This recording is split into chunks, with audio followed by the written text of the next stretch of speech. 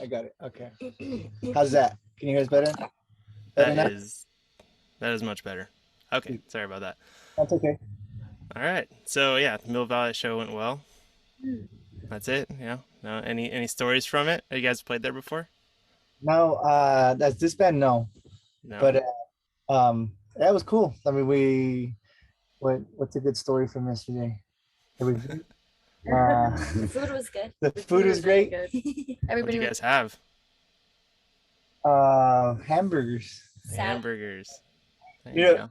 we don't have too many stories because we woke up at like 5 or 6 in the morning to get from LA to uh to Mill Valley. So by the time we got there, like everybody in the green room was asleep up Yeah. until we played. We do have Yeah. a story. We took a nap. Yeah, we took a nap. I have There you go. video. That's good. Yeah, A nice band now. a That's nice. what you gotta do. I went to bed at like 8:45 last night, so I'm coming in hot with the questions, and you guys Oh, are I Christ. Yeah, just give me Yeah. a second. see. Well, that's cool. Let's go around the room and y'all introduce yourselves. I'm Brian. I play guitar in the band. Okay. I sing. Forgot about that. I'm Caitlin. I play the drums. Adriana, I sing. All right. And Chris, I play bass. All right. Well, welcome all of you. So, are you guys all from LA? Yeah. Yeah. Did you Born guys in- grow up around each other? No. No. No. Not- What parts about? I lived in LA I went to music school at Musicians Institute back in the day, so right in Hollywood. Where'd you guys grow up around? Or I guess where are you from? I grew up in a city called. I think we all grew up around each other, but we didn't know each other. Yeah. But, like the cities were kind of close. But I grew up in a city called Maywood. It's like southeast of Los Angeles. Okay. Town. I grew up in North Hollywood.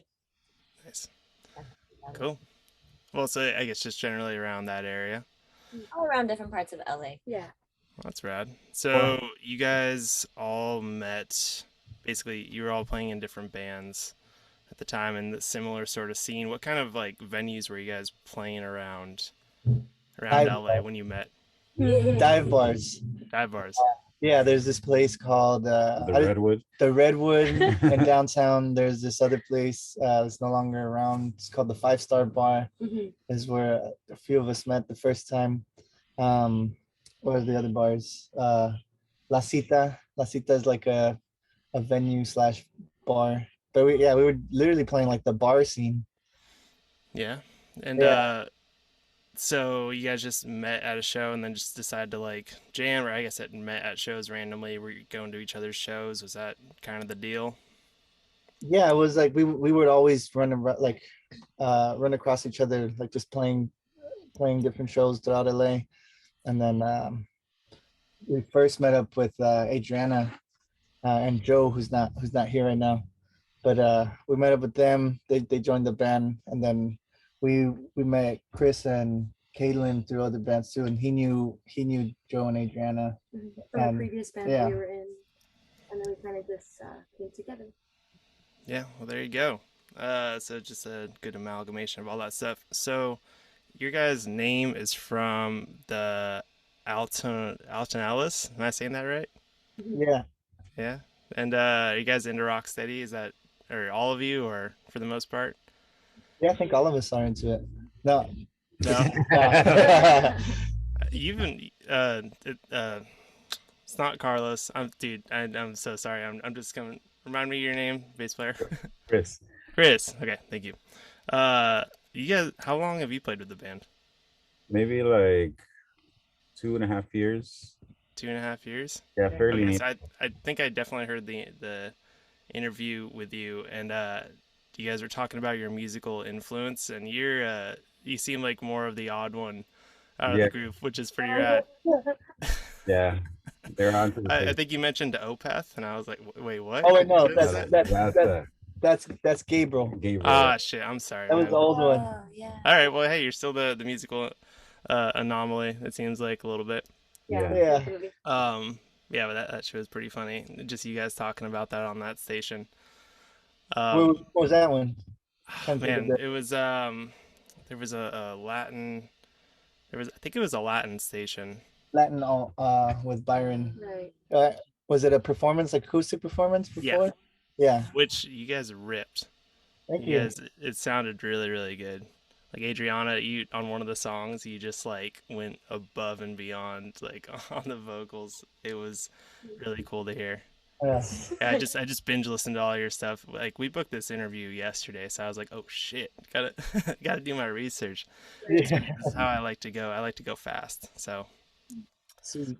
so yeah, let's just how are you guys? Like how in general, how you guys have been kind of like touring around a little bit, you're kind of playing shows here and there.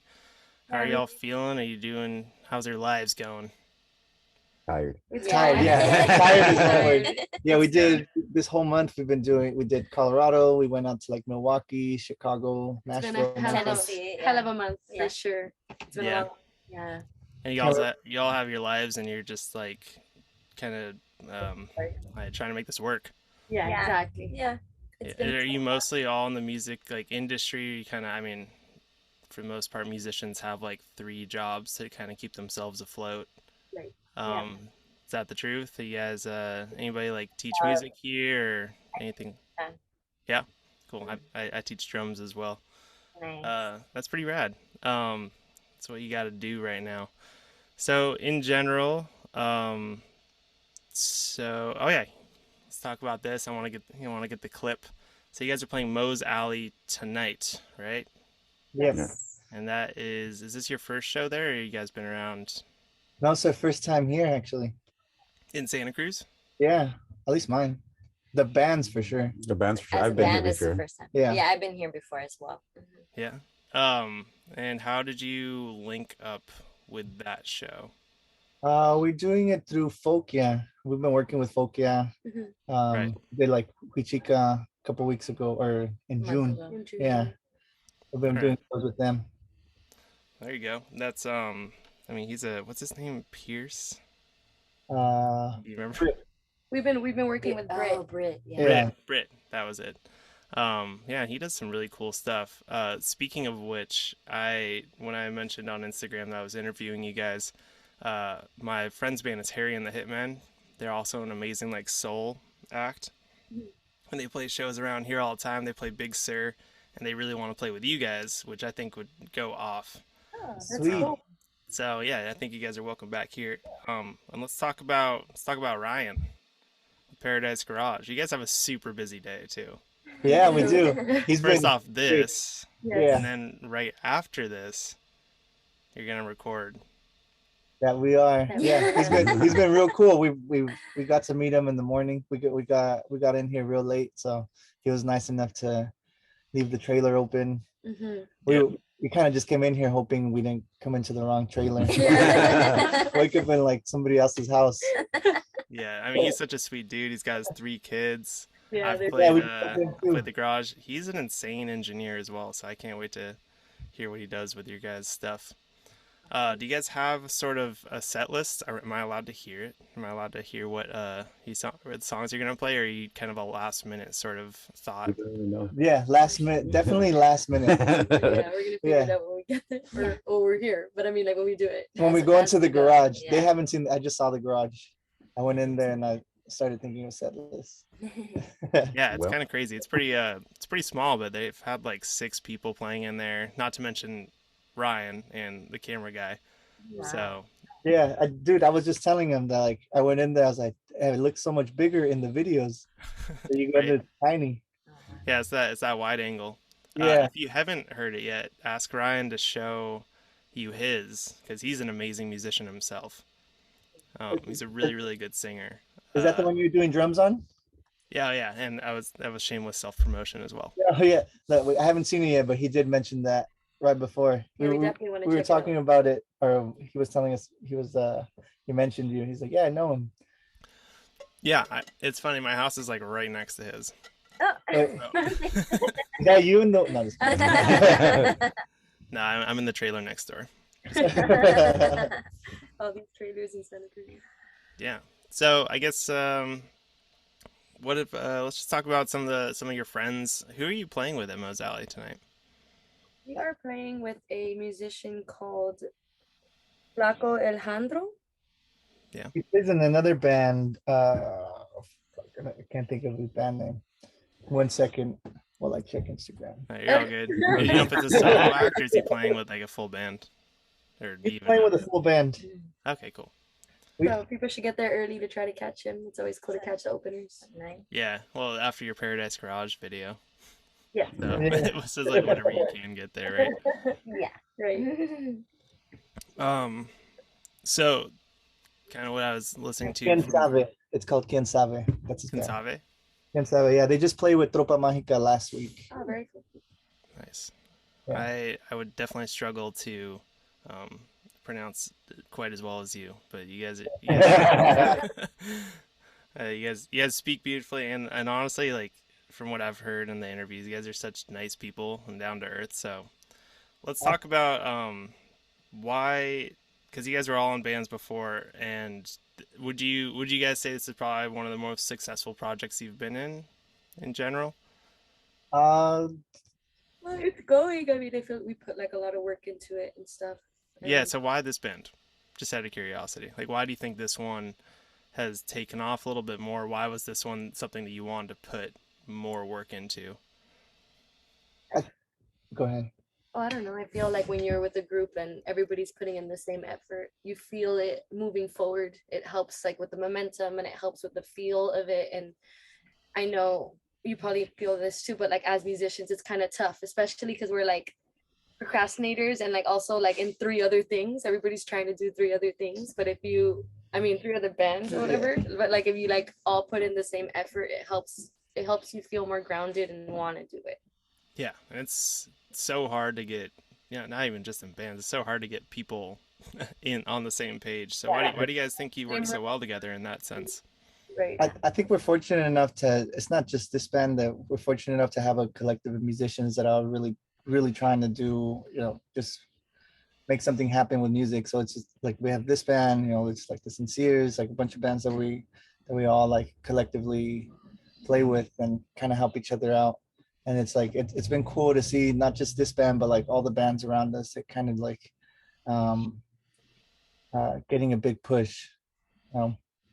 Yeah, just kind of gaining that kind of all working together. I think that's when things work the best, is when you have a good scene. So you guys got lucky in the sense of y'all found. I mean, personally, it's just it seems like kind of a niche group, or to be in soul.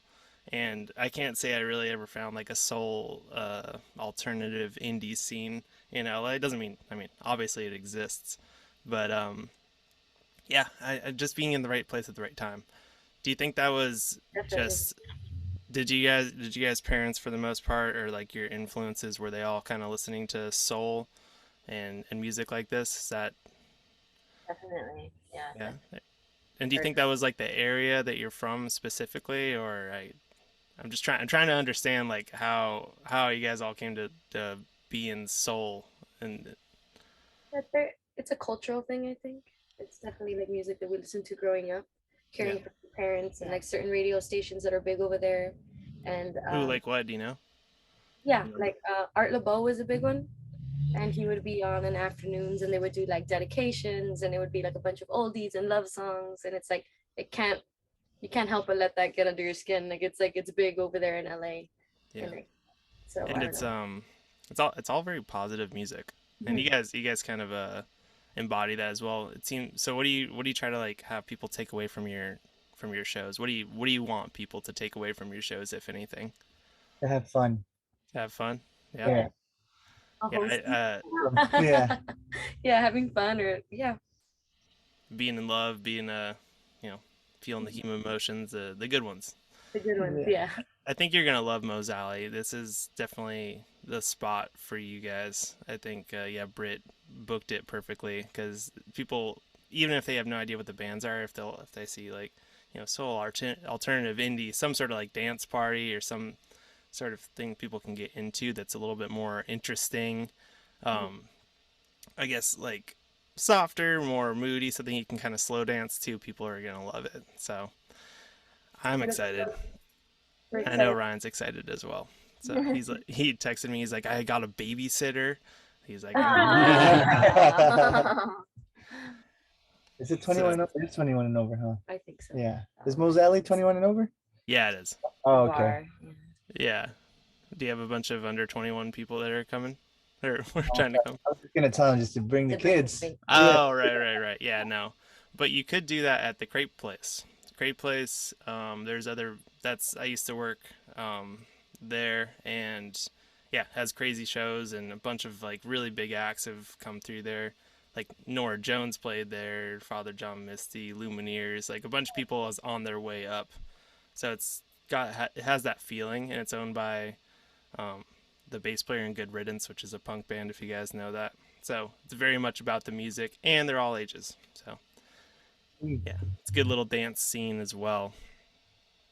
What do you guys consider like your strengths as artists working together? Do you guys just jam a lot? Like, how often do you play together? A lot, I think. Strengths, I would say. I don't know. I think our strengths is that we've been doing it for such a long time that everybody in the band, like, You know how to read each other. yeah, we know how to read each other. It's like everybody's real good at their craft, and like everybody's good at kind of changing or doing stuff on the fly. Yeah, so kind of improvisational to an extent, and then you kind of create the songs from there. Would you say that's kind of your process? Or what is your process?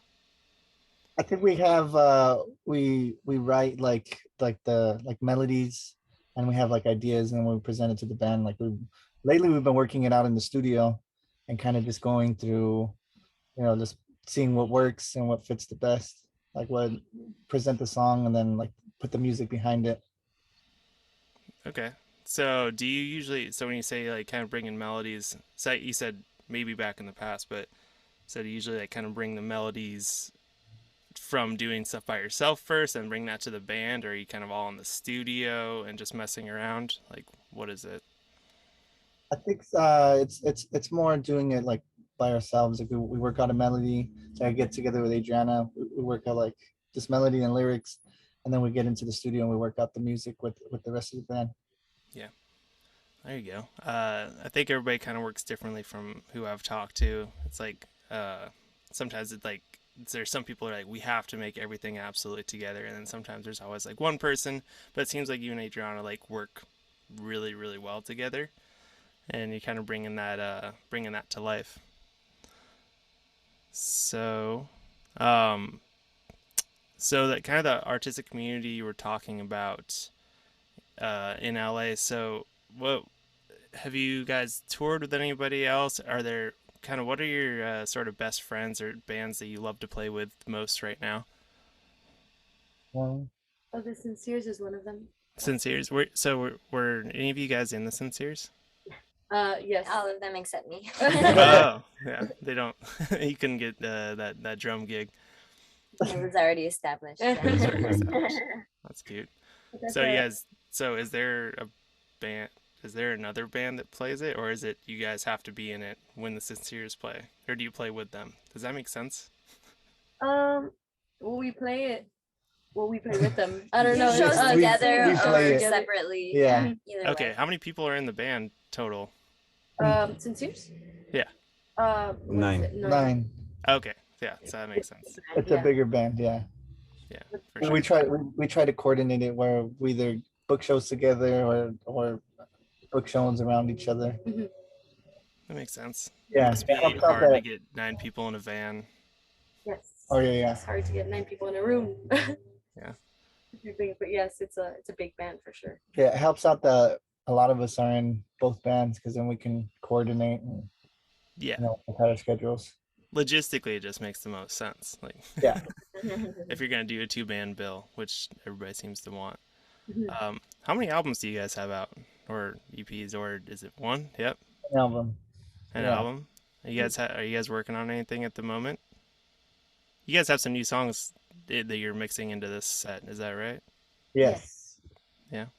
Yeah. We're working on songs. We got a couple of sessions coming up, like recording sessions. So we're working towards an album Where are you guys recording?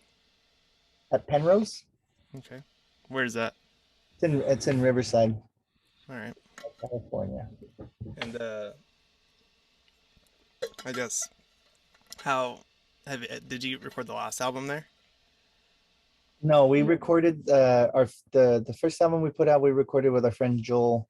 His name is Joel Jerome. He's in Echo Park. He's got his own studio and it's like his garage. In Echo Park? Yeah. That's pretty cool. Echo Park? No. Highland. Eagle Rock. Yeah, Eagle Rock. Okay. Yeah.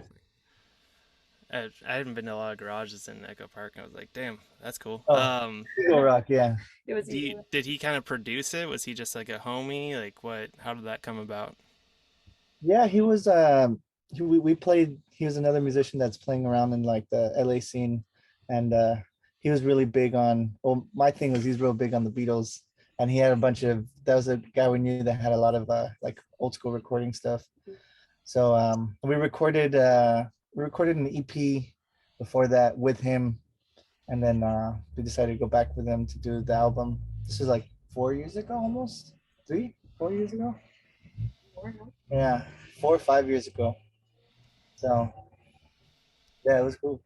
Yeah, and it just worked out really, really well. Was that kind of when you guys knew that this band was going to be something you're really interested in doing, or was by that point were you already just like, this is the one we're going to go mostly into? I think that whole album was kind of like our live set for a while.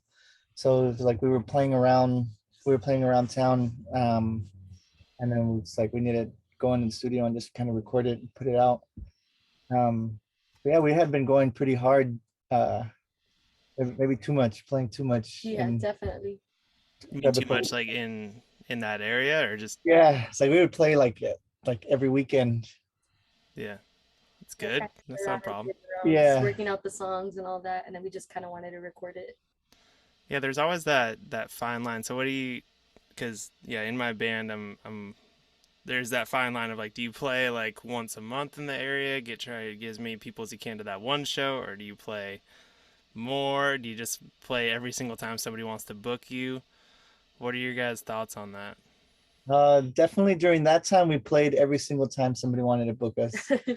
And it was just like it was just there was no strategy to it really. It was just wherever they hit us up, we would go and play.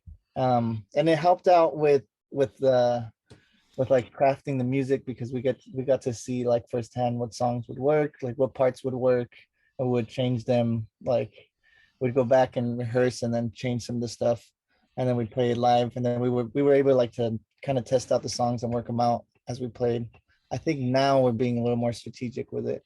We're starting to learn a little more of how to play different markets and how to kind of like have a strategy to it. What's your strategy now? Play wherever they call us. Not saturate. Yeah, not saturate the market. Like just play here and there. Not like play an area too much. So planning months ahead and being like, okay, well, we're gonna plan this show in LA like later in the year. So then you get the people that actually want to come. Because if you can't play in LA same month, like it's like them both like people won't buy tickets to a certain show. Like we're gonna play there like the next month. Like we just have to be smart about it. Now we're actually putting thought into the shows and like the planning of the shows. Yeah. When before we would just do any show just because we wanted to get out there and play. Yeah, I think so I try to give like value to any musicians or artists listening. So it almost sounds like playing that often back when you were starting and crafting the songs was maybe a good move. Oh yeah, for sure. Just to get out there, get the name out there. Yeah, so as you start getting bigger. Yeah, sorry, go ahead. Oh no, yeah. I think doing that at the beginning is to get the band tight, because you can tell when a band is like playing often and playing, as opposed to like when you hire some people and you rehearse 1 day or 2 days before, and then you go on and play. You can definitely tell the difference when the band is actually like doing it together for a long time. Yeah, the feel of it. When did you start gaining any sort of how long was it until you started gaining any sort of success? Was it kind of off your previous bands that you just like kind of jumped ship with those fans, or were you starting to gain like a whole new audience? I think we started to gain a whole new audience with this band. I think it really started happening during the pandemic. Really?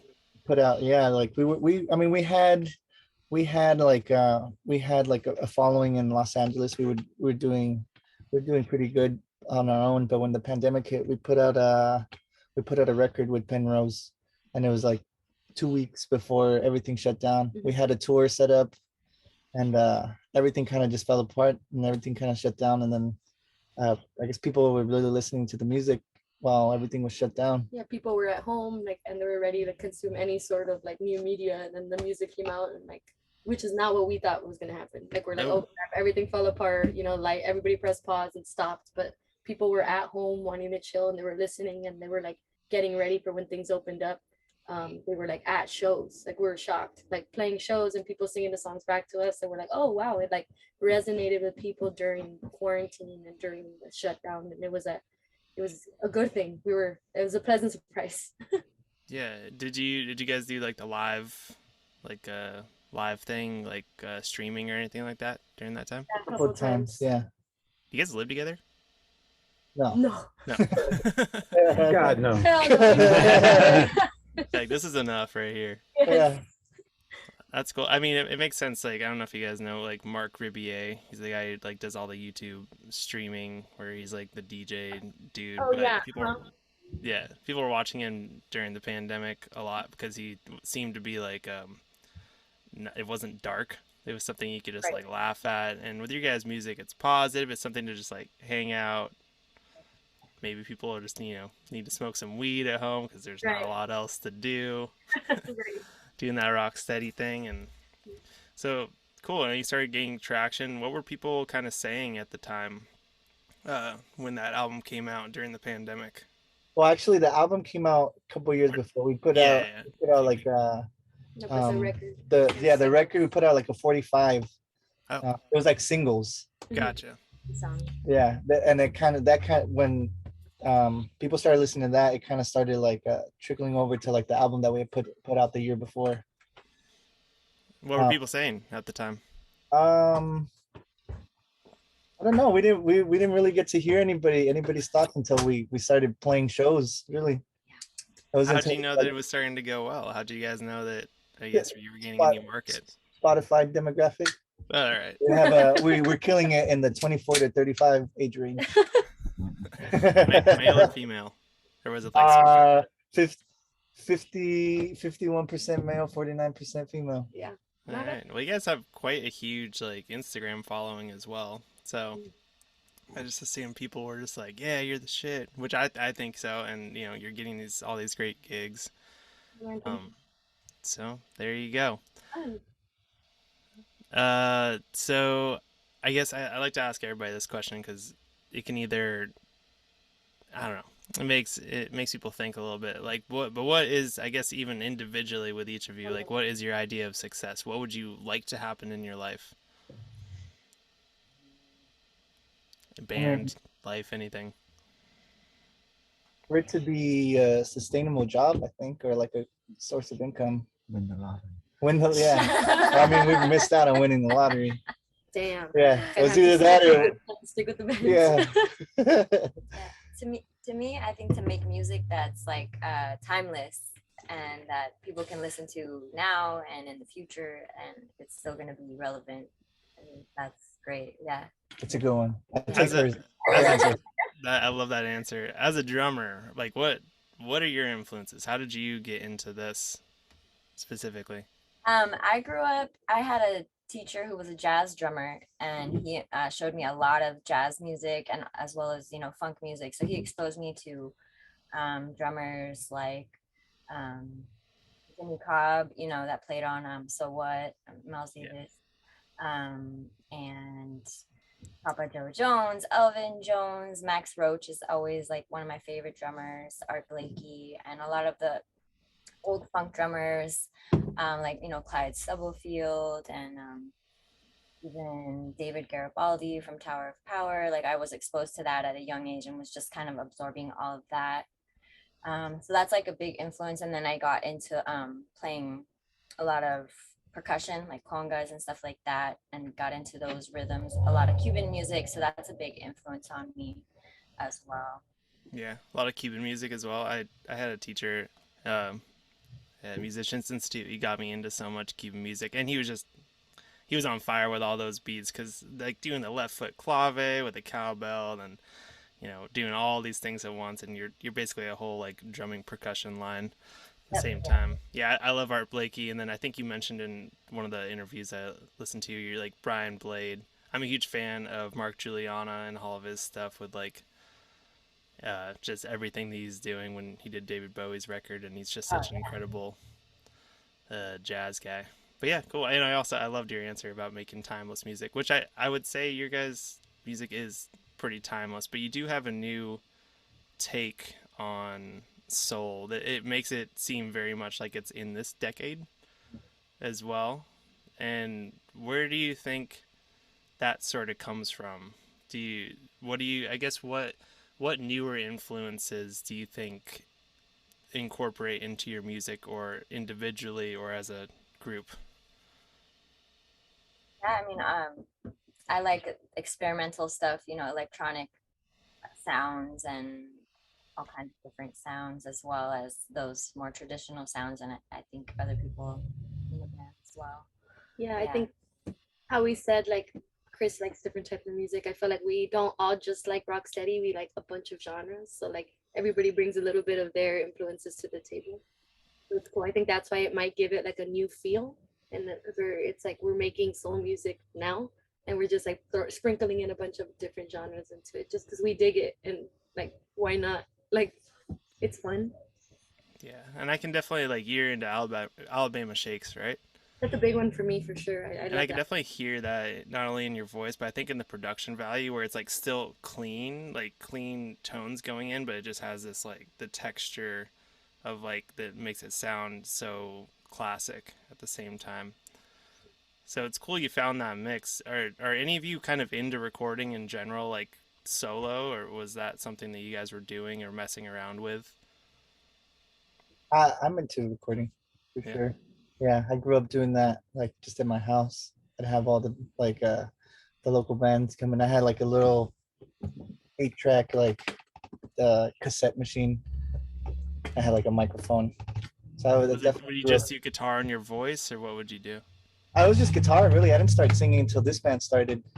Are you serious? Yeah, like actually singing was when this band started. I'm mostly a guitar player, but most of my time I spent just like I do like guitar. I play drums like just here and there, like but I would just sit in my room and just kind of record stuff or have bands come over.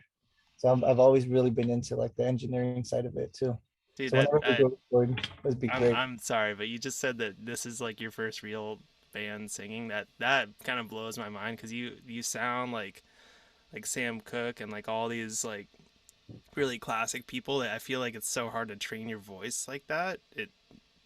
That just blows my mind. Did you want to do that? I mean, you're an insane guitarist, but like, did you want to get into singing, or is it just something that had to come up necessarily, or was it something you were doing with Adriana that was like? No, it actually came like I was playing in a band before this, and I was just playing guitar, and that band kind of just fell apart, and like wanted to keep doing it. So when we started this band, with the old members, it's like we didn't have anybody to sing, so it's like I guess I'll do it for now until we find somebody. And there you are, it worked. Yeah. Did like the Jimi Hendrix thing or whatever. Yeah. So you're into the Beatles, kind of. I guess who else are your sort of influences at the moment? At the moment, the Beatles for sure. What am I listening to? What did you guys listen to on the way here at whatever 1 a.m.? Beyonce. Death metal. Death metal. Yeah, it was death metal. Yeah, I mean that makes sense. You got to stay awake. Exactly. And just those hyped up beats and everything. You need a little bit of that. That's sure. Another example of just being influenced by everything. It's like you can find value in every kind of music. Mm-hmm. Yeah. Did you guys listen to the new album? What album? Beyonce. Oh, Beyonce. Oh yeah. She was listening to it on the way up. I had headphones on. I haven't heard it yet. Is it good? It's really good. Yeah. Yeah. It's just she just wanted to make an album to make people shake their ass, and that's exactly what it did. It's very dancey. It's very fun. All right. I love that she's getting like more and more dancey as she gets older. Yeah, it's like she's kind of going into like disco with this one, like disco. Right. it up and making it modern. So it's very cool. I mean, it's Beyonce. I was like, I gotta listen. Yeah. In that sort of realm, I'm really into Anderson Paak. I mean, obviously as a drummer, but he has such like soulful stuff at the same time. He can get Really like super crazy with his rap. Like, His Malibu album's great. Like it's so good. so good. I got to see him at Flea's Music Conservatory in LA. And he was one of the bands that was playing. So like the Red Hot Chili Peppers usually play, and then they bring someone else, and they brought Anderson, and he played that whole album. It was amazing. It was like in a parking lot in Silver Lake. Yeah, I was gonna say I didn't know he had a conservatory. Like For music, it's cool. but they just played in the parking lot. Yeah, they like make it look like a gala, but it's in a parking lot, and it's I mean, cool. that's what I miss about LA the most was It's very like, LA. As I said it, I realized that's a very LA answer for sure. I mean, it's so cool though. Like I used to yeah, be right next to the Jimmy Kimmel show, and they do all that outside. So I would just like go try to get in with the paparazzi, just like kind of weasel my way in if I was trying to catch a show. Yeah. The One Iota one, right? Like when you would get the tickets and you would see them in the. Yeah. I think I did like I went to Conan O'Brien thing. Yeah, whatever. Yeah, I LA shit. We all did, man. Oh, you're calling. Do you guys like living in LA? Is this something that you guys are just gonna did any plans outside of that, or do you love the scene and your people and community around there? I love LA. Yeah. If Yeah. I might stay in LA. I It's wanna like move. you get a little bit of everything. Yeah. Yeah. Although Snowmass is pretty cool. You just went to Aspen. Colorado's beautiful. I had no idea. I was like, damn, I love it here. We liked it a lot. But Yeah, what was the weather like when you went? Nice. It's nice. clear, crisp. Yeah, it would rain for like 2 minutes and then it was beautiful. Yeah. Clean air. We were like, what? No Yeah. smog? Yeah. It was definitely different. Yeah. Speaking of smog, yeah. Sorry. Yeah, I mean that's the thing about LA. The sky is like a little brown sometimes, but Just a little, just a Yeah. smidge. Yeah. I love it. My buddy's out. My favorite bass player I love to play with, he moved out to LA, and I was like, damn you. And it also just makes so much sense. So I get to crash on his couch, and he's doing really well out there. Better than I ever did out there. What's his name? Zach Latham. Yeah, he just moved out there. He's actually like, he's like 7 years younger than I am, but he's just such a down to earth sort of dude, and he rips on the bass. Oh, nice. Yeah. What bands is he playing with? I think he's just playing in a bunch of like jazz stuff. So I'm not sure Oh, exactly what, but yeah. I'll tell him about this interview and stuff, and he'll check you guys out. He'll definitely love you guys. So Yeah. If Yeah, you're but- listening to this, Zach, do you know an Eric Johnson? He's our jazz guy. He's our jazz guy. Yeah. Yeah.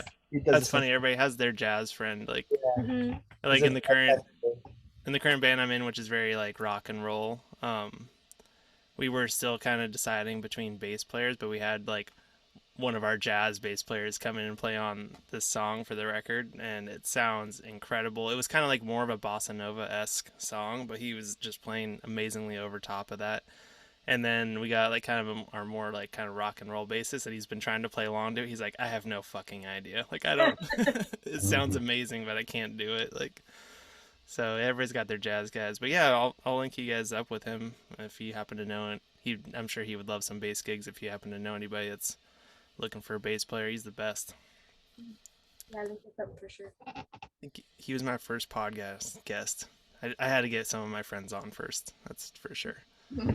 So All right, guys. Well, I think we're getting near the end here. So let's talk one more thing. So you got your Moes show tonight, and yeah, you're in Santa Cruz.